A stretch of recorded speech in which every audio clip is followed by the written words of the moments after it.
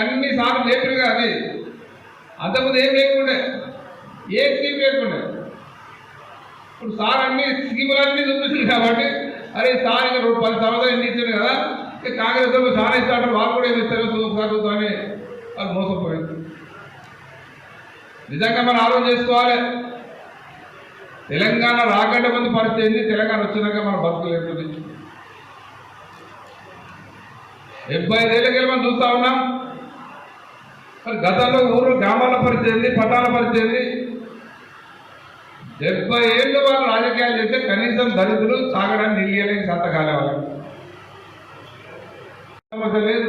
Road బాగానే, city రోడ్లు అయినాయి, స్ట్రీట్ లైట్ అయినాయి, చెత్తబండ్లు వస్తున్నాయి, రకరకాల కార్యక్రమాలు జరిగింది.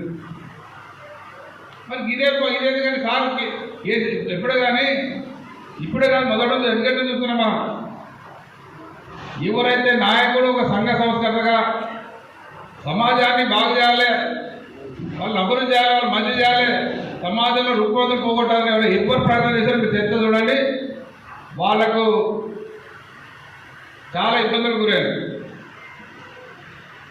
మంచి చేసే వారికి ఇబ్బందులు వస్తాయి, కానీ అవన్నీ తాత్కాలికం.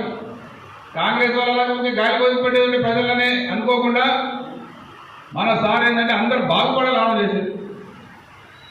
ముఖ్యంగా మనం చూస్తున్నాం వ్యవసాయ రంగం, మన అందరూ డైరెక్ట్ ఏంటంటే వ్యవసాయం మీద మనం పోగొట్టుకున్నాం. ఇలా పొరపాటును ఎట్లా సరిదిద్దుకోవాలో అమలు చేస్తున్నాం. సరిగ్గా సమయానికి పార్లమెంట్ ఎలక్షన్ వచ్చింది. దీంతో మళ్ళీ అవన్నీ సమస్య పోతాయి. గుర్తుపెట్టుకుని పార్లమెంట్లో మనం గెలిపించుకున్నాం అనుకోండి, ఎంపీ గారిని ఖచ్చితంగా ఎంపీని గెలిపించుకున్నట్లయితే వాళ్ళందరికీ చిగురిస్తారు. అయిపోయారు చేసే నెక్స్ట్ లోకల్ బాడీ మీవే వస్తే గెలుస్తాం, సంస్థలు గెలుస్తాం, ఎంపీటీసీలు గెలుస్తాం, జడ్పీ చైర్మన్లు అయినా మళ్ళీ నెక్స్ట్ ఎలక్షన్ వస్తే ఎమ్మెల్యే కూడా గెలుస్తాం అనేది వస్తుంది. వాళ్ళు చెప్పేటువంటి మీరు ఎంత తీసుకుపోవాలంటే చెప్పినటువంటి జనాలు తీసుకుపోయి ఇంటింటికి పోయి ప్రతి గ్రామంలో ప్రతి గడపకు రైతులు ఉంటే రైతుల దగ్గర పోండి, మేము ఉన్నప్పుడు ఎట్లుండి నెల రోజుల్లో ఇంత మాకు పెంచుకొస్తుంది. ఎట్లొస్తుంది మాకు వాళ్ళకి